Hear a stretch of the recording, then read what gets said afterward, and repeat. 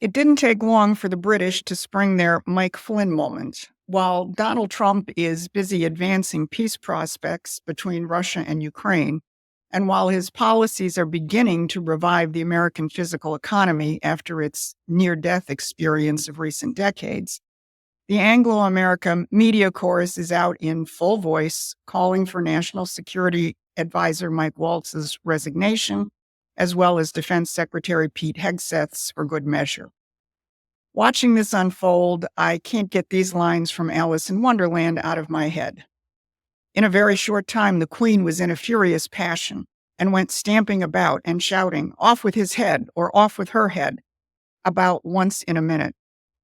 I don't think Donald Trump is in Wonderland, and I don't think he's going to be Mike Flynn again. The rapid removal of General Mike Flynn as National Security Advisor in early 2017 set into motion the never-ending attacks, including Russiagate and 2 impeachments, which hamstrung Trump 45.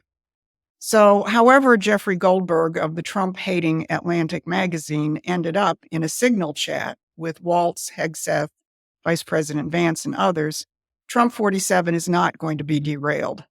Yesterday, Trump stood by Waltz and called Goldberg a sleazebag, writing for a failed magazine. Of course, the Democrats will do their caterwauling over this, but that is what they do. This is Susan Kokinda. I'm going to be looking beyond those headlines at yesterday's most important breakthrough in the Ukraine negotiations. Then I'm going to focus on the economic revolution being launched by the Trump team. Promethean Action is playing no small role in that revolution, with a team of people currently on Capitol Hill deepening the understanding of this second American revolution in ways that only we can. And a little later in this update, I will give you a firsthand report about the first 2 days of activity. So let's put the Signal chat headlines in their proper context. What is Mike Waltz and the rest of the national security team involved in? Nothing less than brokering a historic peace deal between Russia and Ukraine. After the Trump-Putin 2-hour discussion last week, things have been moving at lightning speed. There were several days of negotiations in Riyadh, and yesterday President Trump announced that as a result of these high-level negotiations, an agreement has been reached with Ukraine and Russia for a maritime ceasefire in the Black Sea. Part of that agreement includes the fact that the United States will help restore Russia's access to the world market for agricultural and fertilizer exports, which is important not just for Russia, but actually for a hungry world.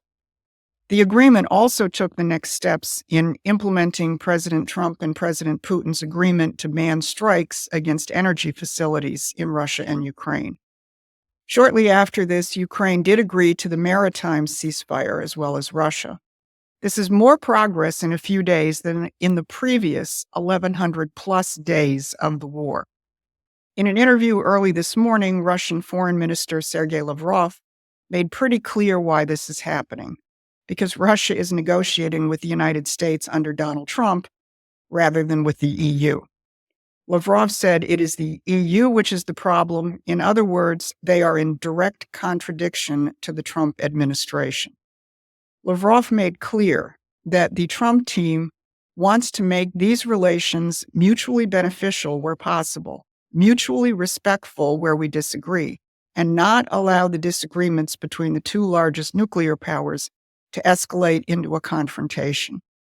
It's interesting that in several points of this interview, Lavrov referenced Ronald Reagan, first citing his trust but verify maxim regarding anything that Russia agrees to.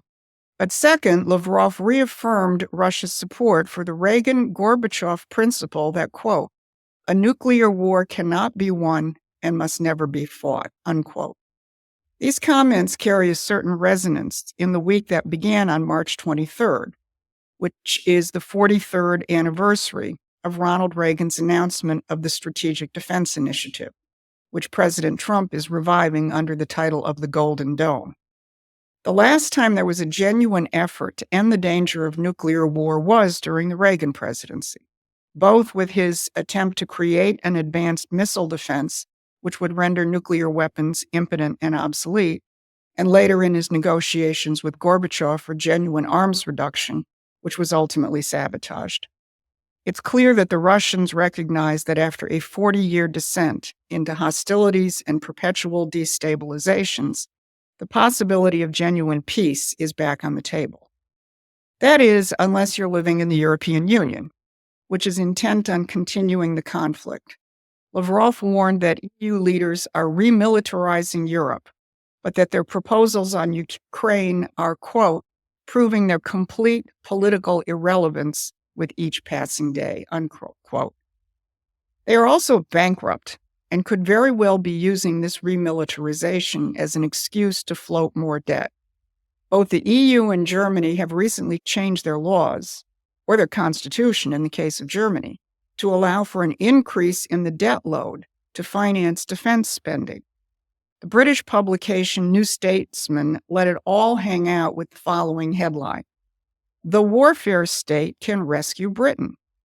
Well, that's not going to work, and their political irrelevance is being matched by their economic disintegration as they descend further down the rabbit hole of deindustrialization and the impoverishment of their populations. Contrast that to the economic revolution being released here in the United States, a revolution which focuses on the growth of physical economic capacity. While the big development on the headline is the April 2nd deadline on reciprocal tariffs, which is the focus of intense negotiations between the United States and its trading partners.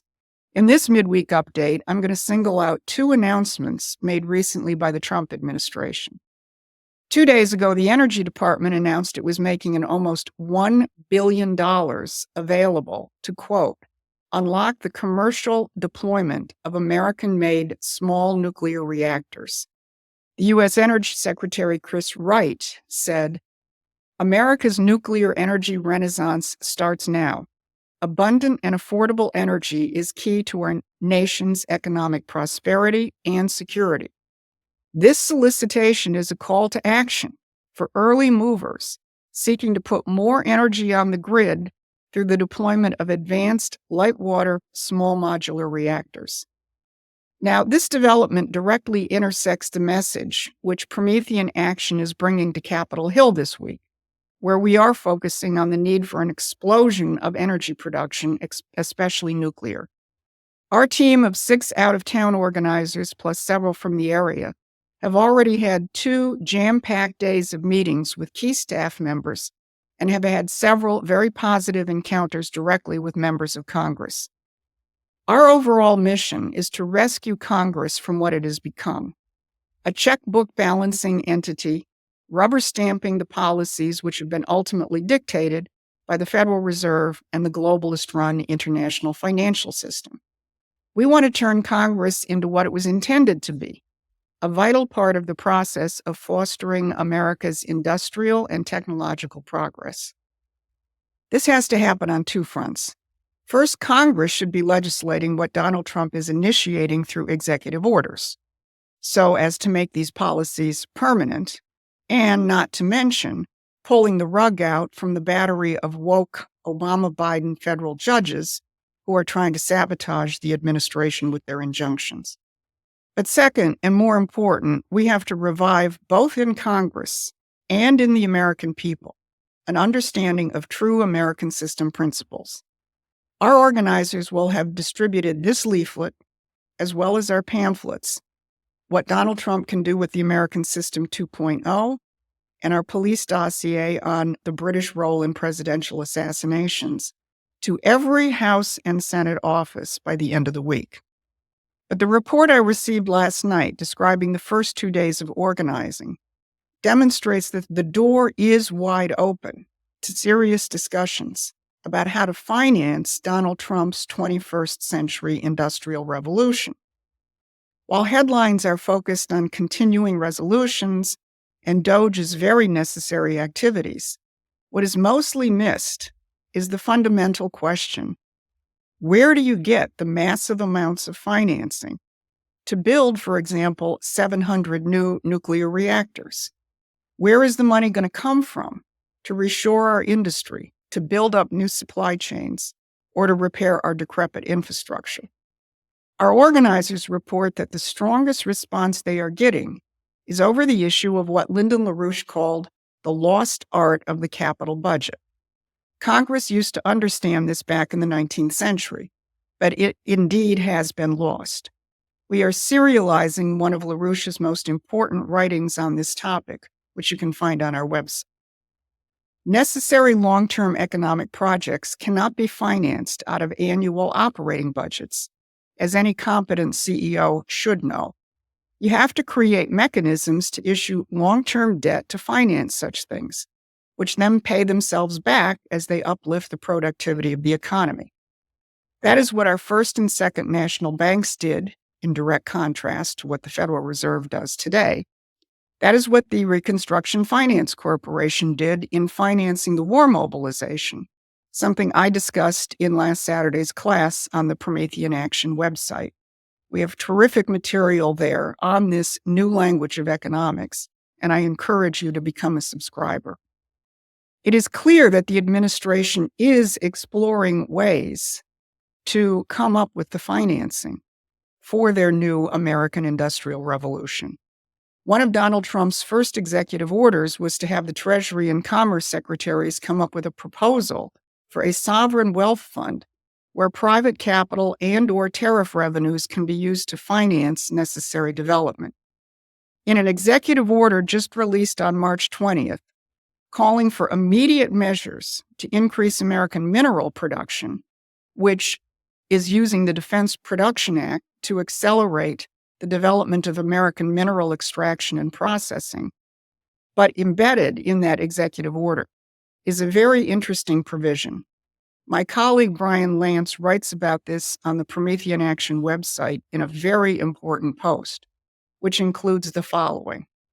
The mining EO convenes the National Security Capital Forum, which was established in 2024 as part of the National Defense Authorization Act, under the Secretary of Defense to round up leaders of U.S. capital markets and potentially international, investors, etc., and organize immediate private sector financing of domestic mining and processing of minerals deemed vital to national security.